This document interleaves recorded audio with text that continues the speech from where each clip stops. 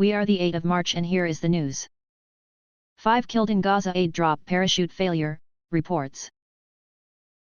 5 people have died after a parachute failed on an aid package dropped by air into Gaza on Friday, reports say. An eyewitness in the Hamas-run health ministry in Gaza said the 5 were killed when at least one parachute failed to deploy and a parcel fell on them. The BBC's US partner AFP news agency quoted a Gaza doctor as saying 5 people were killed.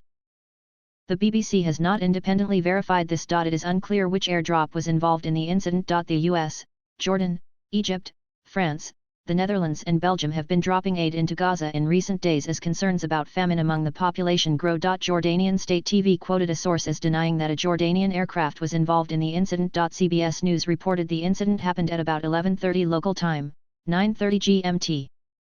U.S. Central Command confirmed a joint airdrop of aid into Gaza with the Royal Jordanian Air Force happened at about 13:30 local time. U.S. Gen Patrick Ryder said its airdrop was not involved in the incident, adding, "We've confirmed that all of our aid bundles landed safely on the ground." The UN says a quarter of Gaza's 2.3 million population is on the brink of famine and children are starving to death. A video posted to social media on Friday and verified by BBC News shows aid dropping from a C-17 cargo plane over Al-Shadi, north of Gaza City, in an area largely cut off from assistance in recent months. While most of the large packages of aid fall with parachutes deployed, one fails to open and falls in a more uncontrolled way. It is difficult to say from the video, a screenshot from which is above, what may have gone wrong.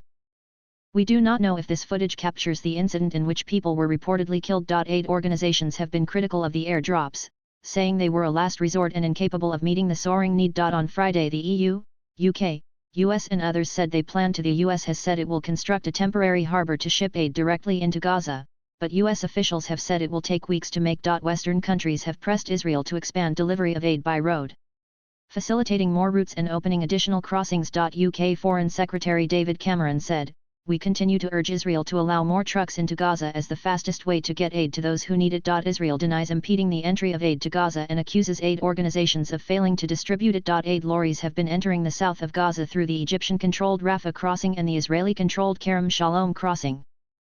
But the north, which was the focus of the first phase of the Israeli ground offensive, has been largely cut off from assistance in recent months. An estimated 300,000 Palestinians are living there with little food or clean water. Last week the Israeli military, which was overseeing the private aid deliveries, on Friday said its troops did not fire at Palestinians around an aid convoy but at suspects nearby who they deemed a threat. Israel's military launched an air and ground campaign in Gaza after Hamas's attacks on Israel on October 7, in which about 1,200 people were killed and 253 others were taken hostage. More than 30,800 people have been killed in Gaza since then, the territory's Hamas-run health ministry says. Additional reporting by BBC Verify copyright 2024 BBC.